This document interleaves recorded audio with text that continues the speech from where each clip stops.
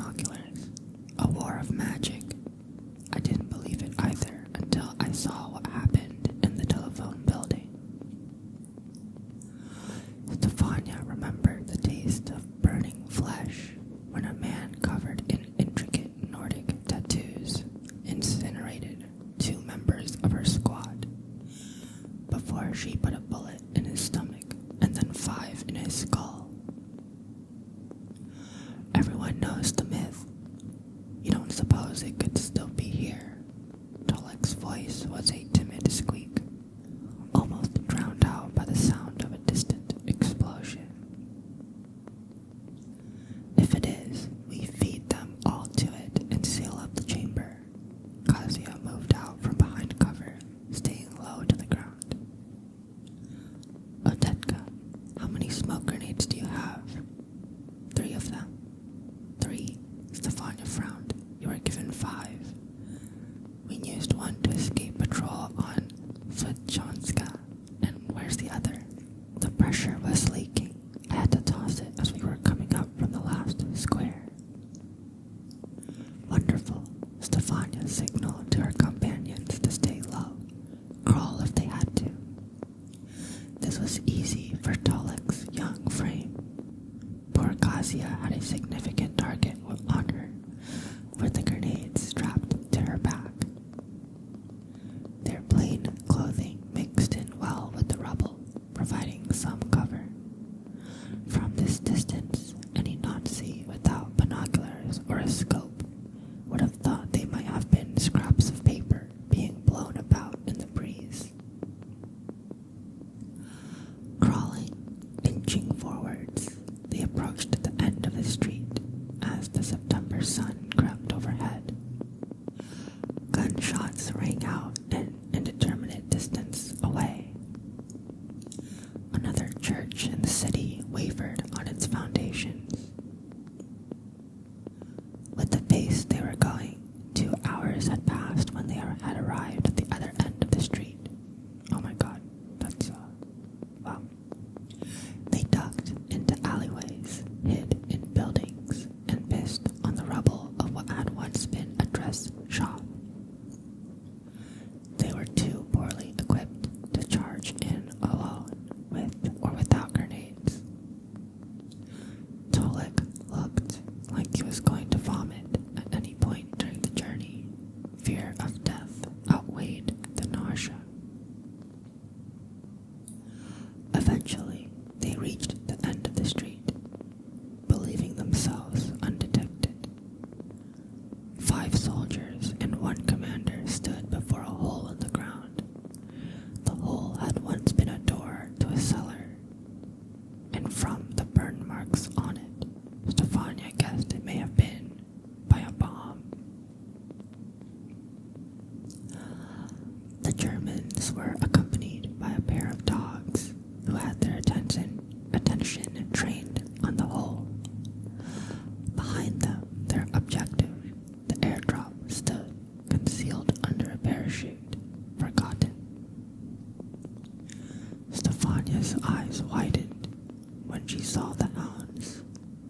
Between Tolik's whimpering and their own stench from crawling in the sun for so long, they would soon be found out. She suppressed a swear and signaled to her platoon to be at the ready. Both her and Tolik steadied their rifles on a pile of rubble that had once been a windowsill, ready to shoot whatever noticed them first. Instead, the dogs were given a command in German. Go. The 2 dogs dashed into the hole. Sometime later, Stefania's heart was beating so fast that it could have been anywhere from 2 minutes to an hour. One of them emerged, running and whimpering. Through her scope, Stefania saw that its eyes were shut. Then it came to a halt by the Germans' transport and fell over, dead. That confirmed it then. Basilisk Street lived up to its name. The cellar of a building, torn down to rubble, once more contained a creature that could kill with a stare. A perverse combination of rooster and reptile. The basilisk of Warsaw had never died. Or rather, maybe this was a descendant, some youngling birthed from an egg that had lain dormant until the bombs hatched it.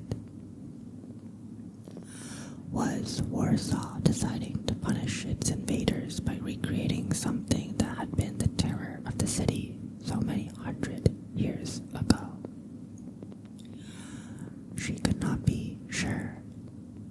She gave another signal to Kasia to ready a Filipinka, an impact grenade. The Germans were clustered together enough that a bomb would take out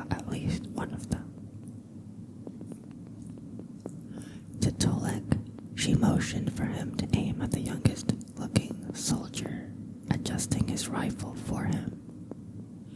Otetka readied her own smoke grenade to choke out whoever survived the initial blast. Stefania pointed and Kasia threw the bomb. The casing shattered on the back of one of the Germans, killing him before anyone could react. Another had his arm torn to shreds and writhed on the ground screaming. The rest had turned their attention to the rebels. Otetka's smoke grenade sailed almost in tandem with Kasia's Filipkina. It landed at their feet, and the air was filled with the smoke of choking and coughing.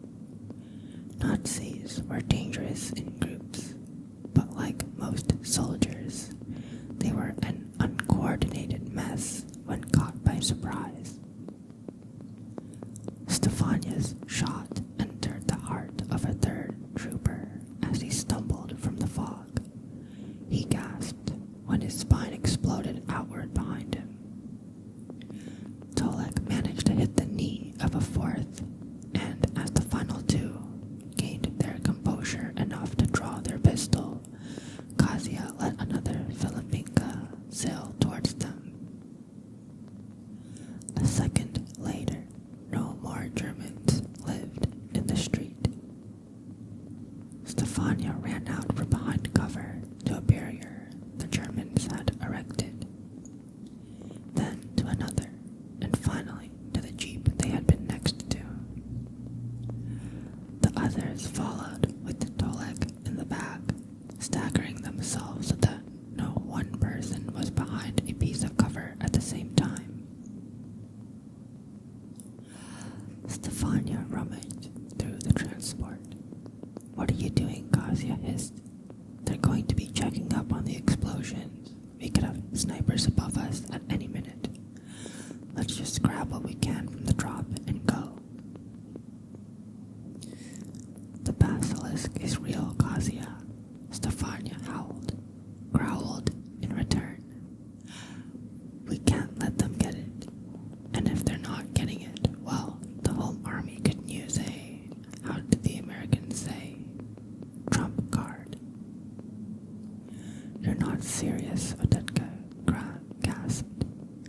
Having opened up the crate, she was starting to stuff chocolate rations in her bag. "Stefania, that thing will kill you if it is real. How do you even intend on bringing it out?" "Scabby are evil, but they're not completely without sense." Through her rummaging, Stefania found a cage made for large poultry, a metal rod with a noose on the end, and an apron with mirrors on the outside, and an electric torch. The thing that caught her interest the most was an implement with a large set of flaps around a thick loop, all leather. "What is that?" Tolek frowned as she removed the last object. "Blinders," Stefania presented them. "I saw them used in a falconry demonstration before the war broke out. They cover a bird's eyes, perfect for the thing down there." "It will kill you in an instant," protested the youngest member. Poor Tolek was shaking again. "Please, we can't lose you, Stefania." "It can't kill me if it doesn't look me in the eyes." She pulled the apron, the noose, and the flashlight out of the transport and found on top of the cage a set of black glasses. She placed them over her eyes and smiled at her companions. "I'll be fine, really." She dressed herself in the apron and left her rifle behind, electing to take a pistol from one of the dead Nazis. If necessary, she would kill the beast. She held the torch in one hand, noose in the other, and pistol by her side. Stefania descended into the cellar. The room was far too large to exist under Warsaw. Stefania had been underneath some of the buildings in this area. She did some of her education in the basement of a now blown-out apartment building, not a block from here. She used her torch and never saw the walls. The air was cold and reeked of petrichor, like she was in a cavern. She aimed her light upwards and could not see the ceiling. And so, she shuffled through the darkness. She felt a mounting dread that she had known twice before. First, when she heard that Hitler had pushed his forces through Poland and was aiming at the rest of Europe. Second, when she faced down a man using shooting flame from his hands in the past telephone building. He had reduced most of the relays that were still intact to slag, melted with no effort. Since the uprising began, she suspected the existence of the basilisk. Several squadrons vanished in the area of Basilisk Street in the past week. It had been where the myth of the basilisk took place, and Stefania knew all the details. The knifesmith's children being found dead in a cellar, their nurse maid dying to the creature's gaze. The wise doctor instructing on how to destroy it, the convicted man's expedition into the cellar. Nobody ever knew what happened to the beast itself.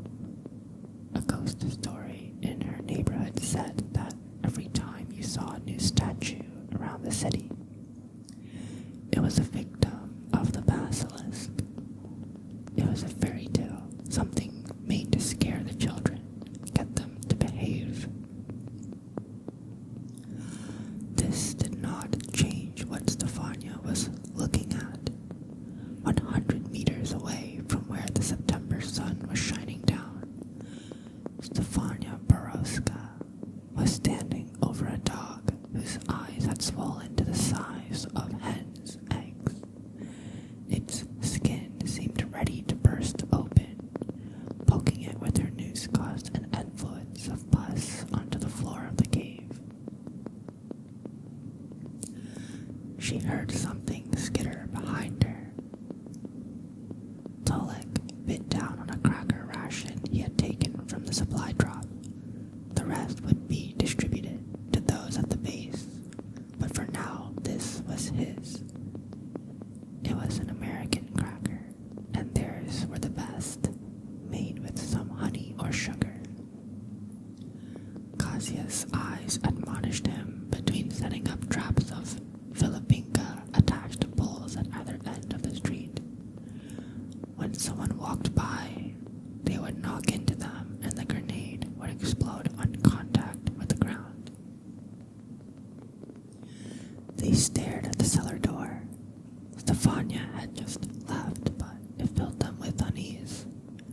Warsaw was an old city, approaching 750 years. It had much buried beneath its stones, old conflicts, attempted takeovers, the bones of tyrants that marched through and stepped on the sides of the people. The bombings, the siege 5 years ago, and the uprising might be bringing it all back to the surface. "Where are you, Tula?" Otetka chewed at her finger, keeping her submachine gun aimed at one end of the street. Poor range, but the fire could at least cause some to scatter or set off the impact grenades Kazia was setting up. "Load the hair," cried a voice in an American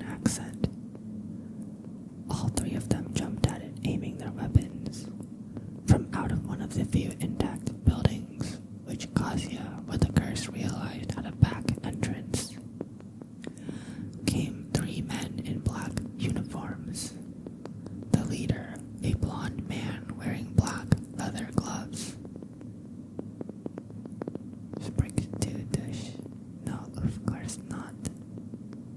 Sorry, that was German. I don't know how to say it. Sorry. State your purpose, Kazuya growled, letting off a warning burst. It scattered off one of the buildings, and the unknown party ducked.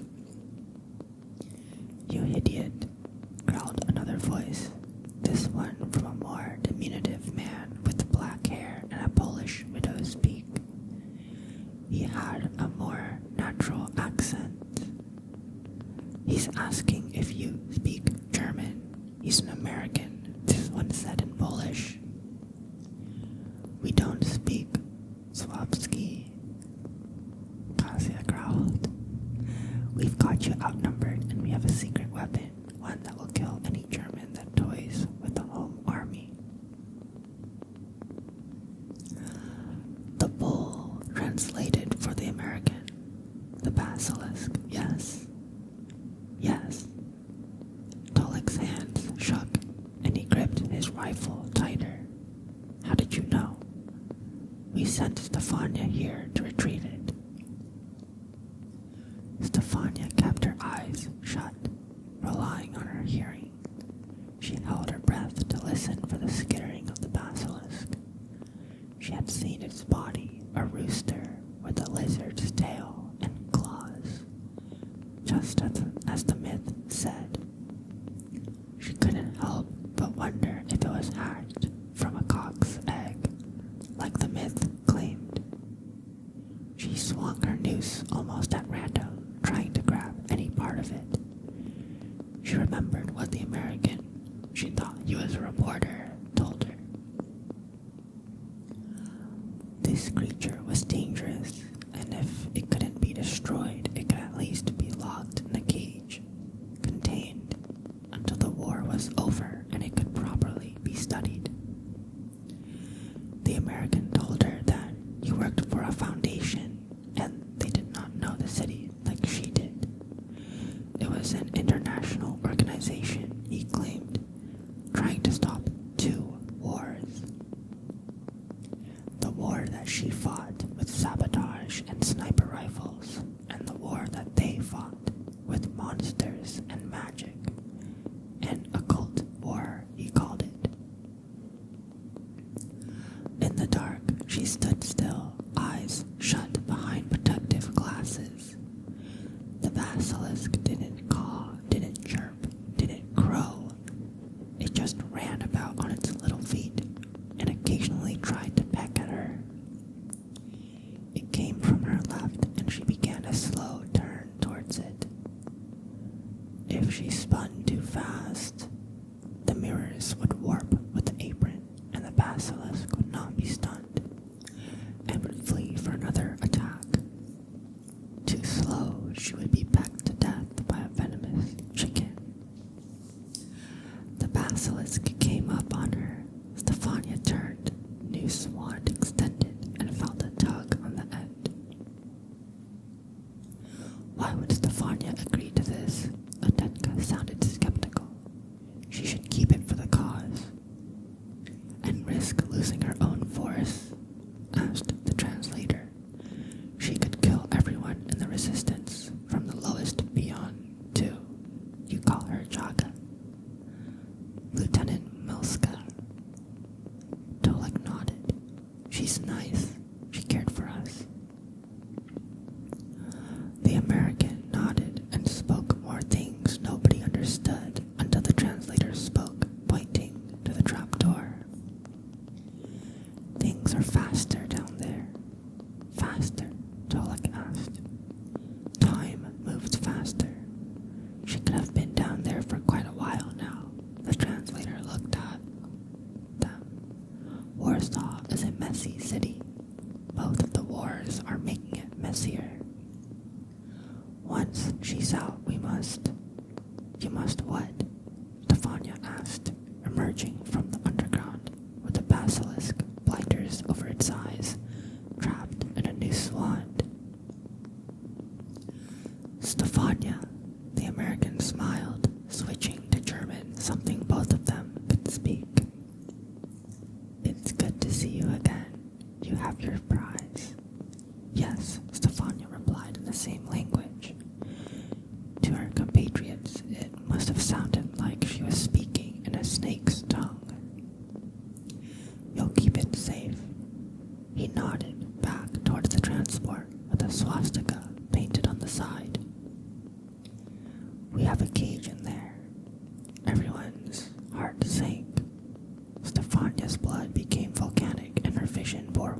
onto the side of the transport. "You're a German organization." Tolek yelped and covered his ears, curling into a ball. The conversation had taken a turn for the worse. He could tell from the tone alone. The cowardly soldier remained curled up, whimpering. "It's a matter of convenience," the American explained. "We have better equipment. We can move freely through the occupied zones. No offense to your forces, but those K-pattern weapons aren't going to work against... well, never mind." Stefania's hand approached the basilisk. Scopi were here earlier, trying to get it out of the hole themselves. "They were looking for it as well," the Foundation agent elaborated. "We simply wanted to get to it first." "Are you really going to begrudge us some espionage?" The only word that she could use to describe the American was traitor. They were going to use this as a weapon. She stared at him hard enough that even the basilisk in her hand could have turned to stone. How do I know that you aren't?" "You don't, I'll admit." The Nazi licked his lips. His nervousness was showing. "You're just going to have to take my word.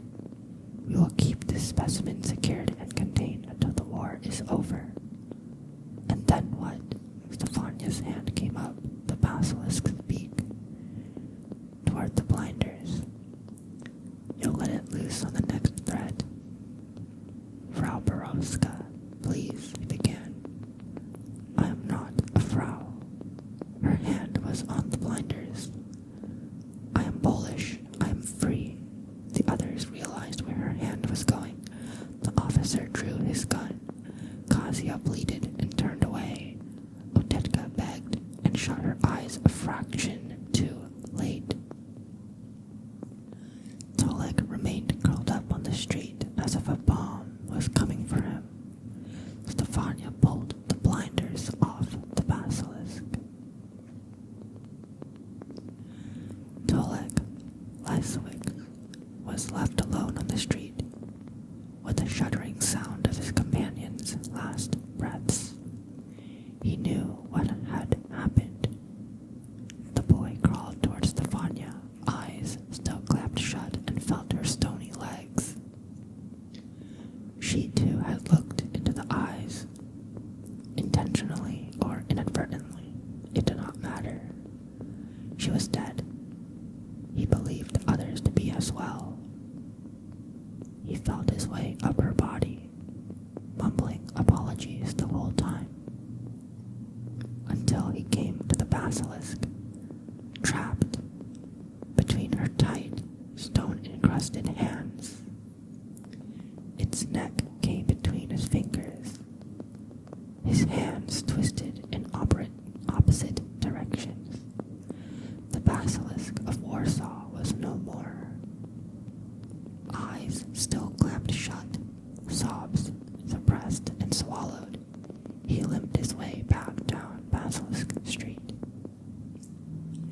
fearing that if he looked back, if he even opened his eyes to blink, he would put a picture to the horrific sound that he heard from the instant he snapped the basilisk's neck.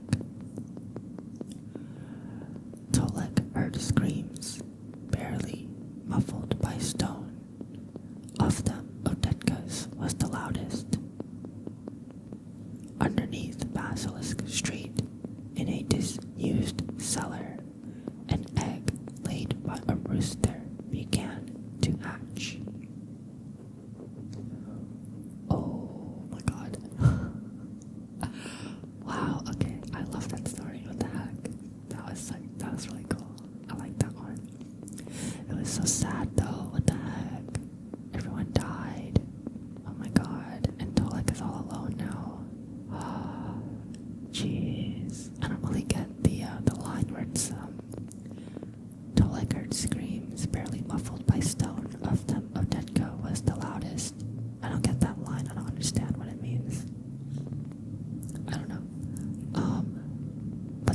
very last line, an egg laid by a rooster began to hatch. Is it like the basilisk is reincarnating? Is that what it is? I don't know. Or is it just like, oh, there's another one that's hatching? Or is it like reincarnating? Like once it dies, it gets reborn somewhere else? I don't know. I'm not so sure. But that was a very good story. It was kind of long too, which is good in my opinion. It was actually a perfect length, actually a really good length. Okay, let's grab another one. Based on the length of these stories, I think I might just do 2. I'll see by the end of this next story. I'll see how much time I have. Okay, the next story is called Prometheans. Okay. Lee Grado Byron was not having a very good day. Not that he usually had good days, but fate had been particularly cruel to him on this one. He'd missed the tram coming into Site 19 and had been forced to wait 2 hours for the next one to come in. At least for now, alone in his office, he might have some peace and quiet. Creto, you busy? Cursing his own hopes, he turned to see a familiar young woman standing at the door. Dressed in standard task force attire and standing at a robust 6 feet tall, she struck an intimidating figure. Credo rolled his eyes, then grumbled a reply. A bit. Did you need something, or did you come just to waste my time? Lieutenant Mazabak walked into his office, taking time to note the mountains of papers littering the ground. Actually, Fritz sent me here to pick up some papers you had for the recon. Credo snorted.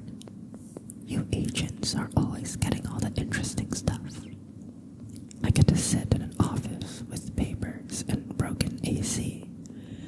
Here are your papers. He thrust a handful of crumpled documents to Mazabak. Mazabak took them with eyebrows locked in an amused stance. Someone's in a rare mood this morning. Something on your mind? No, Credo grunted. Sorry, I've had a rough morning, you know. She nodded. We all have those days. I'll let you be, for now. Thanks. He looked back at the papers at his desk and renewed his work. He didn't notice Mazabak stroll out of his office and out of sight.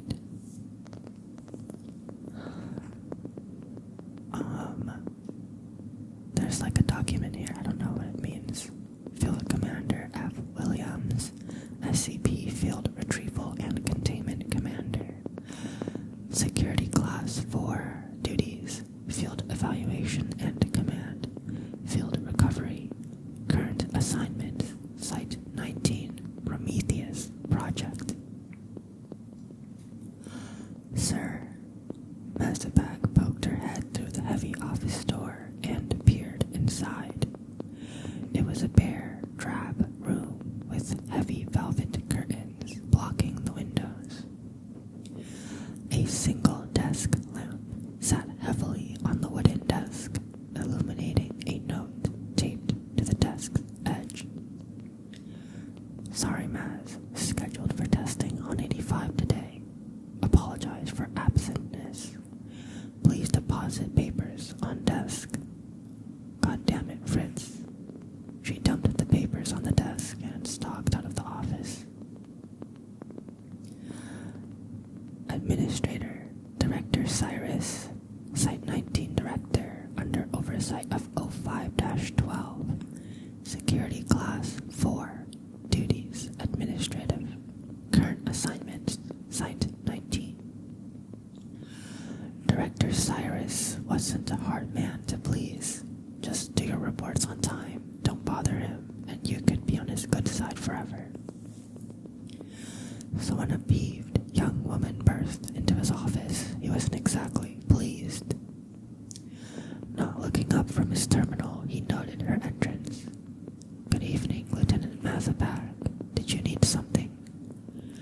She frowned at him. "It's Fritz. He's messing with Cassie and missing our meetings again." Commander Williams has had a scheduled test with SCP-85 since last week. You had plenty of time to check. He told me to meet him today. Cyrus glanced up at her. "Perhaps you should have double-checked the dates. If you're going to be doing more recon missions, it'd be your best interest to be punctual." "Are you? Seriously? Sorry for wasting your time, sir." Apology accepted. "Now, if you please." "Cyrus said you were pretty pissed at me." Fritz took another bite of his sandwich, doing his best to avoid her icy glare. "He warned you, huh?" "Yeah, look, I'm sorry I missed the meeting. We were doing major tests with..." Sure, whatever. Listen though, did you look over Kratos' research? Can you give me the cliff notes? You're impossible, you know that. We spent all this time researching and, you know what, never mind. Fritz sighed. "Look, I know that I've been... Save it. Kratos' stuff showed the metals imported by Prometheus have been weird. Like, really weird. Weird enough to be an anomaly. So I'd proposed we upgrade from reconnaissance to a full-blown raid." Fritz scratched his neck. "No, I don't think that'll work. We don't really have enough data to go in gun-ho like that. You gotta remember Cass Mazabak." She stood, taking her tray with her. Ah, jeez. "Agent Saul Gulls. Special Retrieval Operations, Security Class 2. Duties, Field Agent. Current assignments, Site 19, Prometheus Project." And then he totally gets my name wrong. Like, I know that he was doing all those tests with 85, but he could at least get my name right. Saul nodded. Commander Willie could make do to get his priorities straight. He's been spending more time in the test chamber than his team. I mean, I can understand OA5 being cool to study, but study nothing. Mazabak harumphed. He's just trying to spend every second he can with Cassie. That's a fairly serious accusation, Lieutenant. What makes you think Commander Willie would break his professional duty like that? And don't say it's a hunch, because we both know that means nothing. That's what I thought. Now come, you're going to need to get out of that agent's uniform if you're headed to the dorms. As Mazabak stuffed the last of her uniform into the locker, an alarmed crackled to life above her head. "All field agents of the Prometheus Project, please report to your active HCML supervisor. An immediate meeting has been called for." She looked down at the now full locker, sighed, and began pulling out the uniform. Helicopters flew low over the orange-tinged horizon, circling the ruins below. Their spotlights showed the scope of the disaster. Wrecked cars obliterated research laboratories, and dead men littered the earth. Mazabak squinted from the passenger window, trying to catch a glimpse of anything familiar before she could. Fritz's booming voice emanated from the cockpit. "Mazabak, Coulson, are you ready to drop?" Mazabak turned her attention from the window, squinting to the brightly lit cockpit. "Fritz, where are we being dropped?" "Well, we believe the initial detonations happened in the eastern wing, so Coulson and I will be dropping there. You're going to the western wing, see if you can recover any of the documents." "What? Shouldn't I go with you?" "Negative. Coulson's the better man for the job." "Unbelievable," Mazabak muttered angrily to herself. Slowly moving through the ruined facility, it didn't imagined. For one, the corridors weren't some glowing white marble, but plain concrete scuffed from explosion damage on the collapsed rooftop. Most of the labs looked barren. As she turned around the corner, she was faced not by another endless row of laboratory doors and broken concrete, but an opened steel vault. Dropping to a crouch, she slowly made her way to the door, keeping her ears and eyes peeled for any sudden movement. As she got closer to the vault door, it became more and more apparent that this vault was hanging on by a thread.